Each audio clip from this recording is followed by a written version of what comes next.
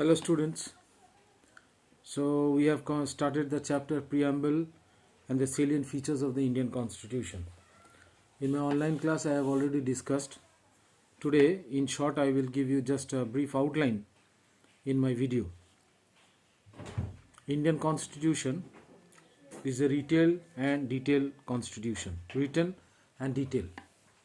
Why written? Because it is written in the form of a book which was framed by the Constituent Assembly, which was founded in 1946, and accordingly our constitution was framed. It took around 2 years, 11 months and 17 days, approximately 3 years to make the Constitution of India. It was completed on 26th of November 1949 and came into force on 26th of January 1950.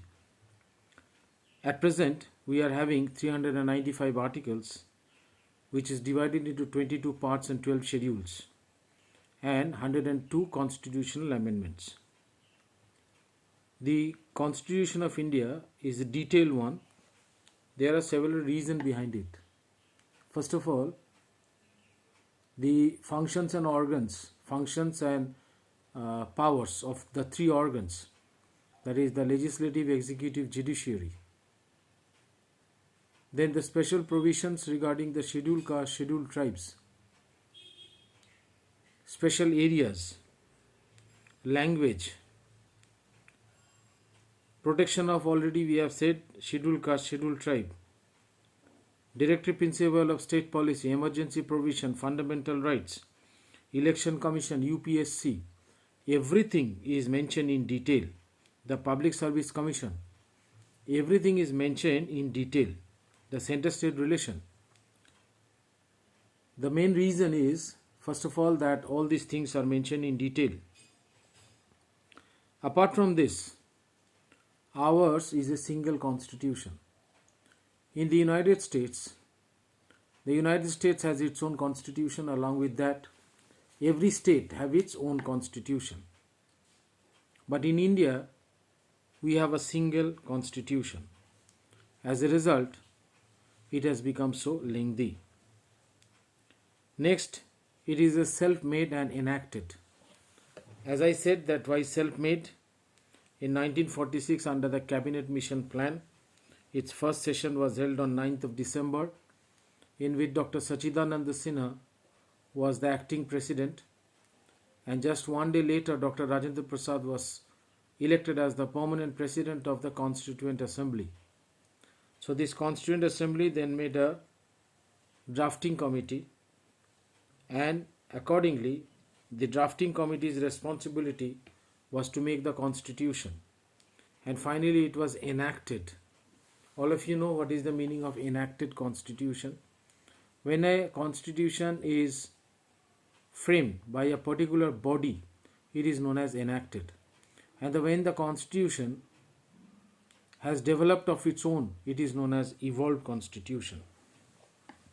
Then we have the preamble to the constitution, which clearly states the objective and the features of the Constitution of India. I will not discuss all these points once again, because we have already discussed about the sovereign, socialist, secular, democratic and republic. Let me just tell you a little bit about it. Sovereign means a state where there will be no external interference, and the country will be free to control its internal and external matters. Such country is known as a sovereign country. Before 15th August 1947, now I told you that to be a state, certain things are required. What are they? Number one is population, territory, government, and the most important is sovereignty. Before 1947, 15th August, India had a territory, India had a population, India had a government, that was the British government, so India was not sovereign. So it cannot be considered as a state. The four constituents of a state are these. So India became a sovereign state, and let me tell you, in its initially the term was not there. It was only in 1976 that the preamble was amended to include the term socialism. and sovereign. From the very beginning it was sovereign. The term India is a socialist state really means, then let us come to socialist. India, that is, the government should try to reduce the disparity between the rich and the poor, and the government should work for the welfare of its people. Then we have socialist secular means that there should be no official religion. People of all religion will have the right to preach, practice and profess his or her own religion. India does not have, and India gives equal importance to all the religion. That's a secular.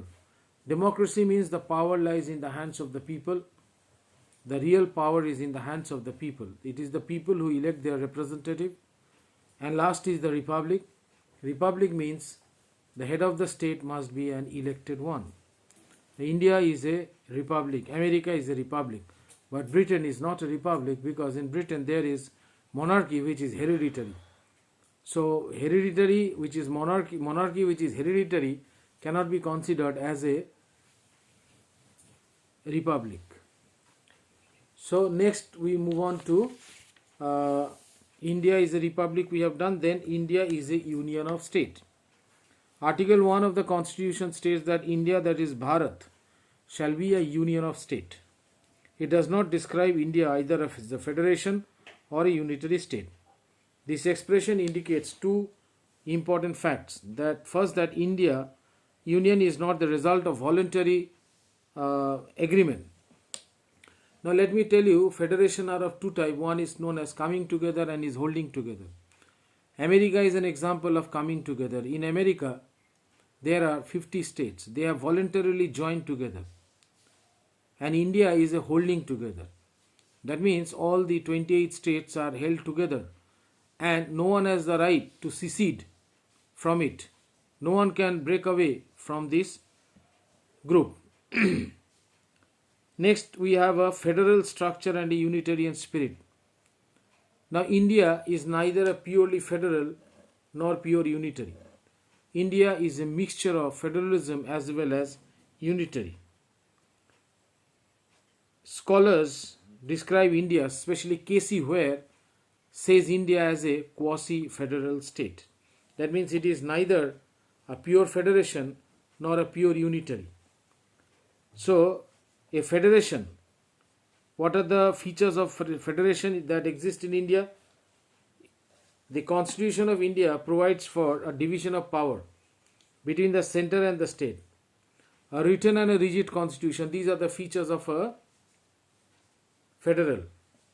Supremacy of the constitution, independent judiciary with the power to decide center-state dispute over division of power, and bicameralism. That means two house.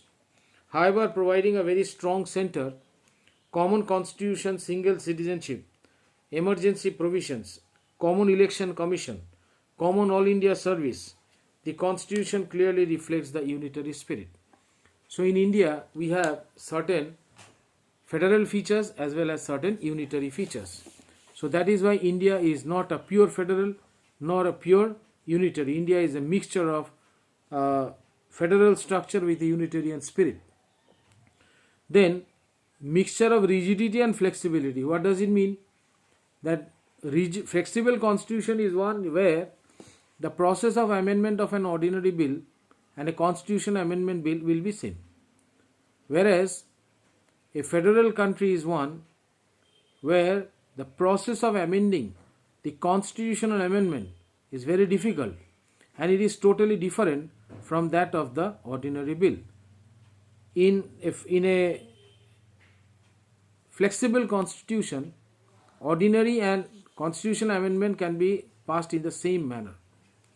So in that respect, India is a mixture of rigidity and flexibility, because some laws are there which can be passed by simple majority, but some laws are there which require special majority and two-third majority. So they are very difficult process.